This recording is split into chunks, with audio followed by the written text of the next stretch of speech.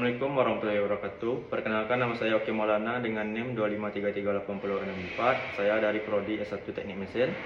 Saya Atifah Sofi dengan NIM 243694045, jurusan Ilmu Hukum.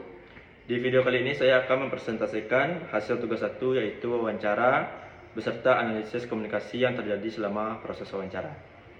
Wawancara ini saya lakukan dengan salah satu Civitas Kampus Universitas Negeri Padang, yaitu Bapak Deno Hermansyah yang merupakan Satpam dari Fakultas Ekonomi Bisnis. Wawancara ini dilakukan secara langsung dengan metode tanya jawab. Tujuan dari wawancara ini adalah untuk mengetahui bagaimana proses komunikasi yang terjadi serta menganalisis keterampilan komunikasi, khususnya dalam mendengarkan aktif.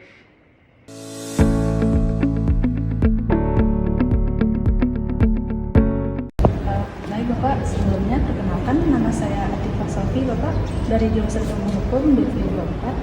Sebelumnya saya ingin mewawancarai Bapak. Pertanyaan pertama, apa saja tanggung jawab utama Bapak selama giliran shift berlangsung Bapak? Ya.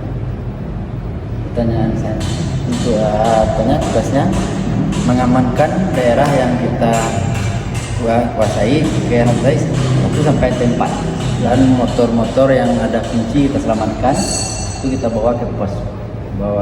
Pas mahasiswa datang baru kita lihat KTP-nya, identitasnya, baru kita kasih ke benar. Nah, selanjutnya, bagaimana prosedur standar yang Bapak lakukan saat patroli di area kampus Bapak? Patrolinya kita putar aja, putar semua kawasan, mana yang lampunya belum mati kita matikan, mana punya kita kunci kalau udah kosong orang semua. Apa langkah pertama yang Bapak ambil jika menemukan fasilitas kampus yang rusak atau tidak terkunci pada malam hari? Ya, kita lihat dulu, kita putar dalam lokal itu, kalau nggak ada musibah, kita kunci aja langsung. Ya, itu buat dokumentasi lagi kalau ada masalah. Selanjutnya, pernahkah Bapak menghadapi situasi konflik antar individu kampus, dan kalau ada, bagaimana Bapak meredamkannya?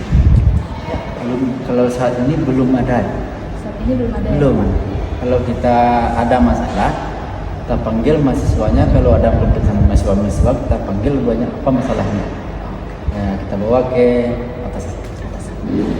Bapak, selanjutnya, bagaimana cara Bapak berkoordinasi dengan pihak kepolisian atau pemadam kebakaran jika diperlukan? Itu langsung ke pemadam kebakaran.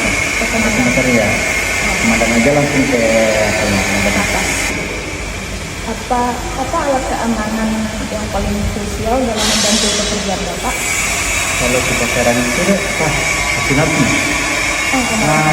Itu ya. Kalau ada kebakarannya, ada pokoknya air juga ada.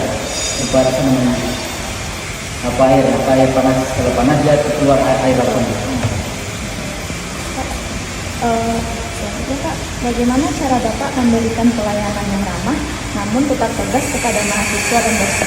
Ya, kalau kita kan ada 3S, 5S ya. 5S. Kalau dia tekan kita pasti segan. Ya, betul. Itu saja.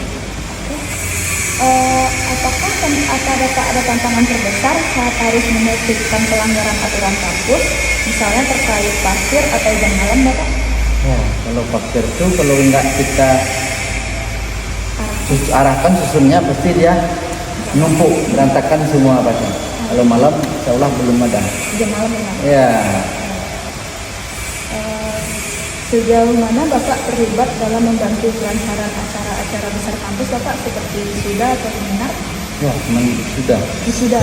Ya, sudah kan keamanan aja, lalu lintas kita kan di jalan. Bagaimana Bapak menangani tamu dari luar kampus yang tidak memiliki kepentingan yang jelas? Ya, kita tanya apa masalahnya, mau kemana dia. Kalau tidak jelas berarti tidak boleh masuk. Tidak boleh masuk. Tidak boleh masuk. Baik Bapak, beberapa pertanyaan terakhir Bapak. Menurut Bapak, kualitas apa yang paling penting dimiliki oleh seorang satpam kampus? Kalau orang kampus sudah berdiri dan sopan santun dan 5S. Kalau nggak ada itu pasti orang malas melihatnya. Baik. Apakah Bapak merasa senang bekerja di sini Bapak? Alhamdulillah untuk anak istri kita senang aja semua deh. Yang penting semangat. Semangat. Baik, Bapak. Selanjutnya Bapak, apakah sebelum jadi satpam ada pelatihan khusus dulu Bapak? Ada Ada ya Bapak? 1 bulan. 1 bulan? Iya, kita 1 bulan. Oh, 1 bulan. Ya mengambil sertifikat. Sama sertifikat. Sertifikat. Kalau nggak ada, mana bisa kita saja.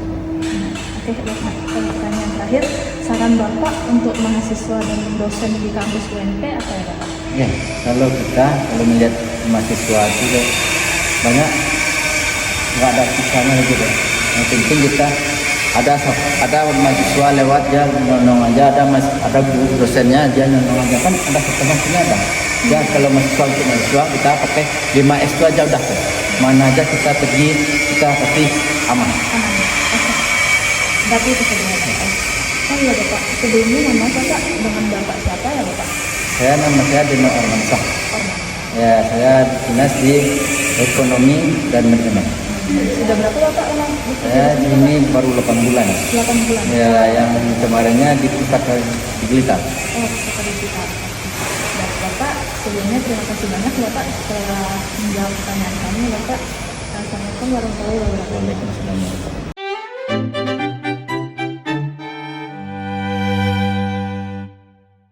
Jenis komunikasi yang terjadi yaitu komunikasi interpersonal antara Atifa sebagai mahasiswa dan Pak Deno Hermansyah sebagai satpam kampus.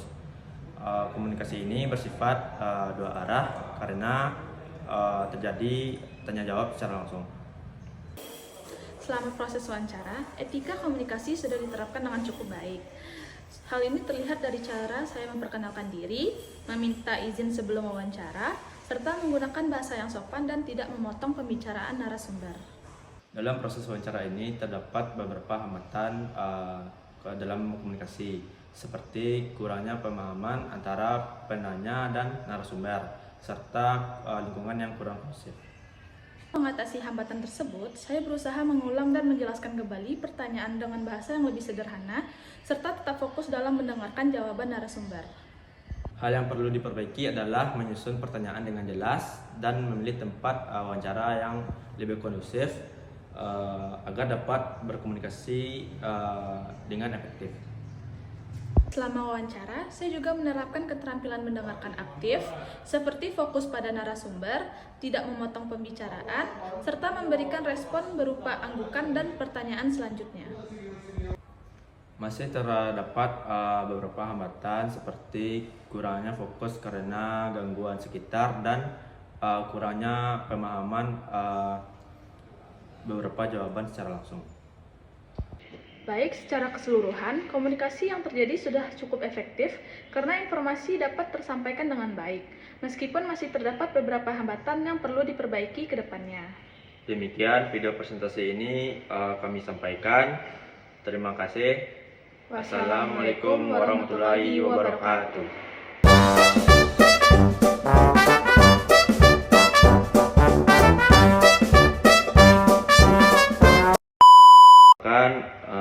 Salah dulu, ulang lagi.